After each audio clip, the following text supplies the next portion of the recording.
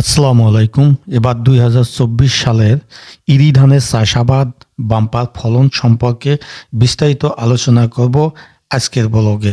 এর জন্য সঙ্গে আছি আমি মোহাম্মদ নায়েব আলী। আপনারা দেখছেন নায়েব Ali BD blog YouTube channel এবং ফেসবুক পেজ।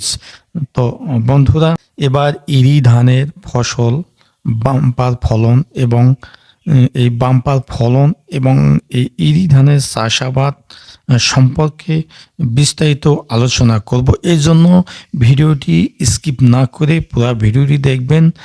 ভালো লাগলে লাইক দেবেন, শেয়ার করবেন বন্ধুদের মধ্যে, আর অবশ্যই আমার চ্যানেলটি সাবস্ক্রাইব করে অল নোটিফিকেশনে ক্লিক করবেন এবং ফেসবুক থেকে যারা দেখছেন পেজটি ফলো করে পাশে থাকবেন পরবর্তীতে নতুন নতুন ব্লগ জাতীয় ভিডিও পাওয়ার জন্য। তো বন্ধুরা, আমরা চলে যাচ্ছি মূল ভিডিওতে।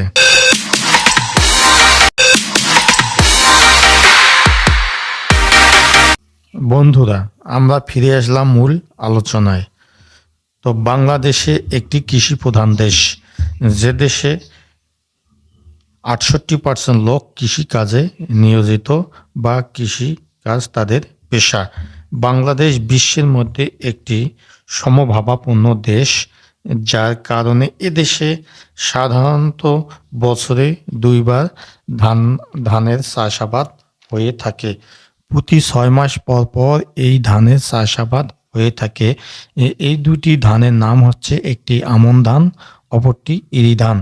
তো প্রথমে আলোচনা করব আমন ধান সম্পর্কে। তো আমন ধান, যা সাধারণত জুন জুলাই মাসে রোপণ করা হয়, আর যা প্রাকৃতিক পানি দিয়ে আবাদ করা হয়, অর্থাৎ বৃষ্টির পানিতে আবাদ করা হয়। এদের জন্য আলাদা কোনো সেচের ব্যবস্থা করতে হয় না। আর এই আমন ধানের চাষাবাদে গোবর সার তেমন প্রয়োগ করতে হয় না, শুধু রাসায়নিক সার বা কীটনাশক দিয়ে আবাদ সম্পন্ন করা যায়। অর্থাৎ ইরি ধানের সিজনে পুরা গোবর দেওয়া হয়ে থাকে, তাই আমনের সময় গোবর সার দিতে হয় না। পুরা বর্ষাকাল এই আবাদের জন্য বৃষ্টির পানিতে পুরা আবাদটি সম্পন্ন হয়ে থাকে। আমন ধান কর্তন করে ঘরে তোলা হয় সাধারণত নভেম্বর ডিসেম্বর মাসে। ইরির তুলনায় আমন ধানের ফলন একটু কম হয়। এবার ইরি ধান। ইরি ধানের চাষাবাদ শুরু হয় বাংলাদেশে 1985 সালে এরশাদ সরকারের আমলে।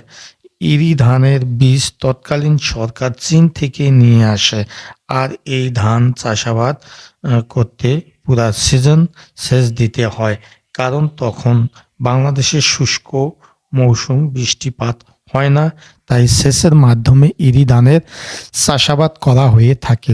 প্রথম ইরি ধানের চাষাবাদ সেচ দেওয়া হতো নদী, পুকুর, খাল, বিল, পুকুর, ডোবা এর পানি দিয়ে সেচ ব্যবস্থা করা হতো। পরে স্বল্প মূল্যে ঢেঁকি কল বা পা দিয়ে ঠেলা পাম্প দিয়ে ইরি ধানের সেচের ব্যবস্থা করা হতো। তারপরে আবার শ্যালো মেশিন দিয়ে ইরি ধানের সেচের ব্যবস্থা করা হতো। আর এখন একটি বৈদ্যুতিক ডিপ টিউবওয়েল দিয়ে ইরি ধানের চাষাবাদ করা হয়। এক্ষেত্রে পরিশ্রম কম হয়, ক্ষেত অনেক ভালো হয়। মাঝে মাঝে বিদ্যুতের লোডশেডিংয়ের কারণে আবাদ একটু ঘাটতি দেখা দিতে পারে। ইরি ধান সাধারণত জানুয়ারি ফেব্রুয়ারি মাসে জমি তৈরি করে চারা রোপণ করতে হয়।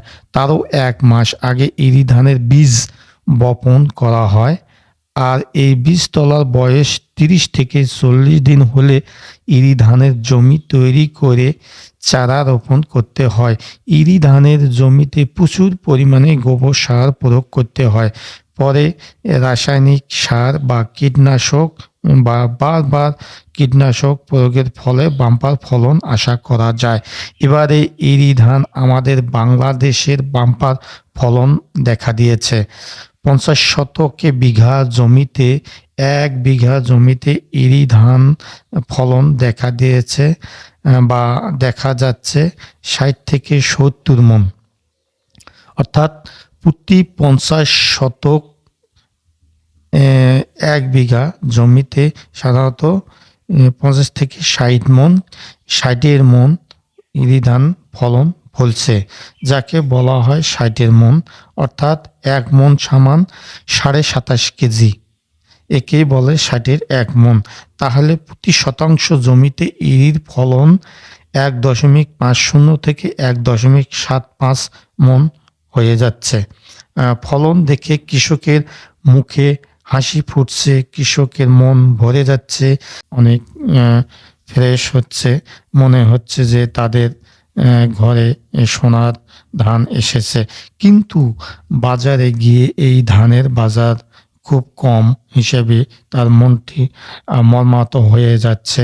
অর্থাৎ বর্তমান নিত্য প্রয়োজনীয় জিনিসের দামের তুলনায় ধানের দাম তুলনামূলক অনেক কম। অর্থাৎ কৃষিজ পণ্য যেগুলো সার, কীটনাশক এগুলো যে রেটে কেনা লাগে সেই তুলনায় ধানের দাম অনেক কম। এই জন্য কৃষক এখানেই হতাশ হচ্ছে। অর্থাৎ প্রচুর পরিমাণে ফলন ফলার ফলেও তারা তাদের লাভজনক জিনিস আদায় করতে পারছে না বর্তমান বাজার দরের কারণে। তো এই কারণে বাম্পার ফলন হয়েও অন্তত কৃষি পণ্য জিনিসগুলো বা কৃষিজ উৎপাদন জিনিসগুলোর দাম স্বাভাবিকের মধ্যে রাখা বা অন্যান্য জিনিসগুলো স্বাভাবিক তুলনামূলক হিসাব করে রাখা দরকার, যাতে কৃষকের পরিমাণ প্রফিট আসে, তাদের হাড় ভাঙা পরিশ্রমের ফলাফল তারা যেন পায়, এটা দৃষ্টি সরকারের দেওয়া উচিত। তো বন্ধুরা, দেখলেন তো ভিডিওটি ভালো লাগলে অবশ্যই একটা লাইক দেবেন, আর সেই সঙ্গে বন্ধু বান্ধবদের মধ্যে শেয়ার করতে ভুলবেন না। আর ভিডিও সম্পর্কে বা আমাদের চ্যানেল সম্পর্কে বা যে কোনো প্রশ্ন, কৃষি সম্পর্কে যে কোনো প্রশ্ন যদি থেকে থাকে, সেক্ষেত্রে কমেন্ট সেকশনে গিয়ে আপনারা লিখিতভাবে প্রশ্ন করতে পারেন, আর যথাযথভাবে আমি সেই প্রশ্নের উত্তর দেওয়ার চেষ্টা করব ইনশাআল্লাহ।